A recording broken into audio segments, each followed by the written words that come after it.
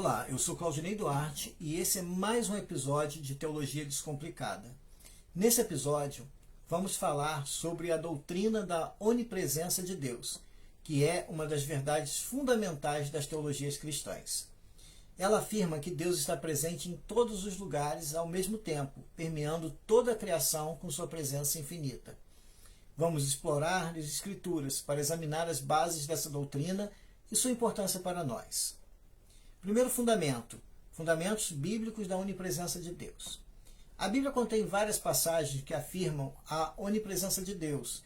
Vamos usar essas bastante conhecidas para revelar essa doutrina. Por exemplo, o Salmo 139, versículos 7 a 10 diz assim: Para onde me irei do teu espírito? Ou para onde fugirei da tua face? Se subir ao céu, tu lá estás. Se fizer no inferno a minha cama, eis que tu ali estás também. Se tomar as asas da alva, se habitar nas extremidades do mar, até ali a tua mão me guiará e a tua destra me susterá. Nesse salmo, o salmista declara que não há lugar onde possamos escapar da presença de Deus.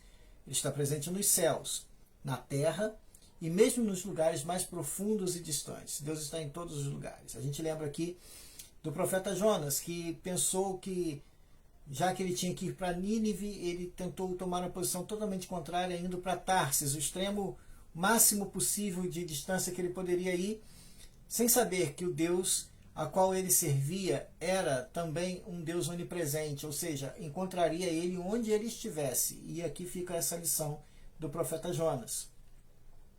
Jeremias, capítulo 23, versículos 23 a 24, diz assim: Porventura sou eu Deus de perto, diz o Senhor, e também não Deus de longe? Esconder-se-á alguém em esconderijos, de modo que eu não o veja? Diz o Senhor. Porventura não encho eu os céus e a terra? Diz o Senhor. O profeta Jeremias proclama que Deus é um Deus próximo e não distante. Ele está presente para observar e agir em todos os lugares e em todos os momentos. Sua presença abrange e preenche o universo. Não há para onde fugir de Deus. Provérbios 15:3, ainda concordando, diz: Os olhos do Senhor estão em todo lugar, contemplando os maus e os bons. O autor do provérbio nos lembra que a presença de Deus é sobre todos, embora nem sempre essa presença seja em aprovação. Atos 17, 27 a 28 continua dizendo: Para que busquem ao Senhor, se porventura tateando puderem achar. Ainda que não está longe de cada um de nós, pois nele vivemos, nos movemos e existimos, como alguns dos nossos profetas têm dito, pois somos também sua geração. Paulo fala aos gregos que, embora não buscassem o verdadeiro Deus, de fato a presença dele era sentida, e por isso, por essa sensação de que lhes havia faltado algo, eles tinham um altar a um Deus desconhecido, mas agora esse Deus, que sempre esteve presente, lhes era anunciado. O Salmo 46 diz assim, no versículo 1: Deus é o nosso refúgio e fortaleza, socorro bem presente na angústia.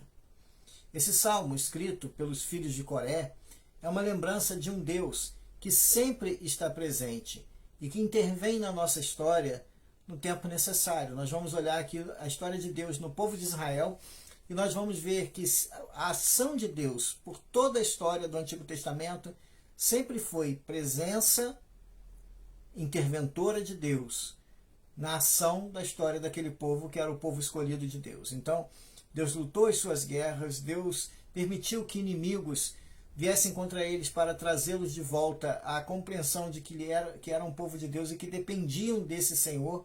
Enfim, a história de Deus com o povo de Israel é a história de Deus conosco, o povo de Deus hoje. Deus intervém em nossa história, no interesse de fazer com que nos aproximemos dele e nos acheguemos a ele. 1 Reis 8, versículo 27 diz assim: Mas na verdade, habitaria Deus na terra? Eis que os céus e até os céus dos céus não poderiam contê-lo, quanto menos essa casa que edifiquei. Esse salmo trata dois assuntos teológicos que serão tratados no episódio futuro. O Deus transcendente, que está acima da sua criação e é inalcançável para nós, mas que por graça e amor resolveu se inclinar e participar dos nossos sofrimentos, habitar conosco e em nós. E é isso nós chamamos imanência de Deus. Deus está em nós e Deus está conosco. Mateus, capítulos 28 a 20, diz assim: ensina-lhes a obedecer a tudo, ao que lhes tenho ordenado, e estarei sempre com vocês até o fim dos tempos. Hebreus 13, 5. Sejam vossos costumes sem avareza, contentando-vos com o que tendes, porque ele disse: não te deixarei, nem te desampararei. Nesses dois versículos temos a promessa de Deus, de um Deus que está sempre conosco, seja intercedendo por nós, apresentando a Deus o perdão dos nossos pecados, sendo nosso advogado junto ao Pai, ou habitando em nós através do Espírito Santo. A doutrina da onipresença de Deus tem implicações profundas em várias áreas da nossa relação com Deus. Temos um Deus que não está preso a nada, a nenhum lugar, e que pode ser acessado a qualquer hora e lugar. Deus está presente em todos os lugares e também governa sobre todos os lugares. Sua soberania é abrangente e universal, estendendo-se sobre toda a criação. Algumas vezes essa presença pode ser normativa, ou seja, ele está em aprovação, determinando e normatizando as coisas. Em outros momentos, ou seja, Deus está conosco e em nós e no mundo, exercendo o governo de tal maneira que, por exemplo, quando Deus está sendo adorado, ele está presente em aprovação. Porém, algumas vezes esse processo é um processo de desaprovação, ou seja, quando o nome de Deus está sendo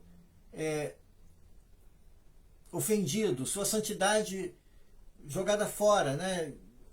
Deus está com paciência, aguardando o tempo certo de dar a paga a cada um pelas suas obras.